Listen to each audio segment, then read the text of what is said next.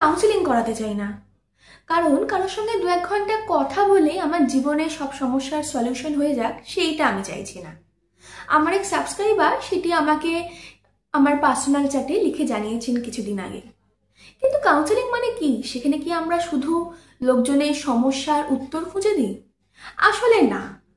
হ্যাঁ, কাউন্সেলিং বা থেরাপি যখন আমরা করছি, অবশ্যই আমার সামনের জনের যে সিচুয়েশনটা, সেখান থেকে আমরা বেরিয়ে আসার জন্য যা কিছু গাইড করার আমাদের পক্ষে সম্ভব সেটা করি।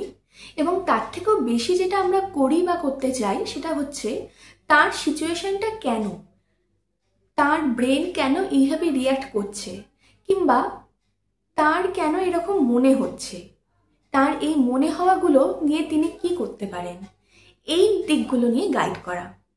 আর তার থেকেও ইম্পর্টেন্ট যেটা আমরা কাউন্সিলিংয়ে করে থাকি সেটা হচ্ছে একটা সেফ স্পেস দেওয়া। অর্থাৎ তুমি যেরকমই ফিল করছো, তোমার যা কিছু মনে হচ্ছে, তুমি এইখানে বলতে পারো, তোমাকে আমরা জাজ করছি না। এবং তোমার পার্সোনাল লাইফের ব্যাপারে তুমি যা কিছু শেয়ার করতে কমফোর্টেবল সেটা শেয়ার করো।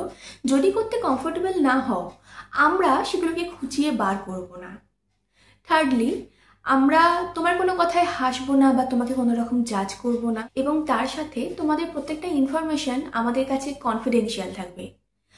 আমরা লিগালি বাউন্ড না হলে কাউকে এসে ইনফরমেশন শেয়ার করব না।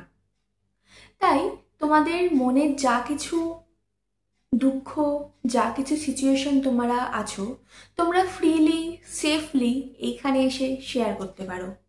এবং কাউন্সিলিংয়ের উদ্দেশ্য এটাই, যাতে আমাদের ক্লায়েন্টরা তারা নিজেদের কথা খোলাখুলিভাবে শেয়ার করতে পারে এবং সেখান থেকে বেরোনোর বা আরেকটু ভালো থাকার রাস্তা খুঁজে বের করতে পারে।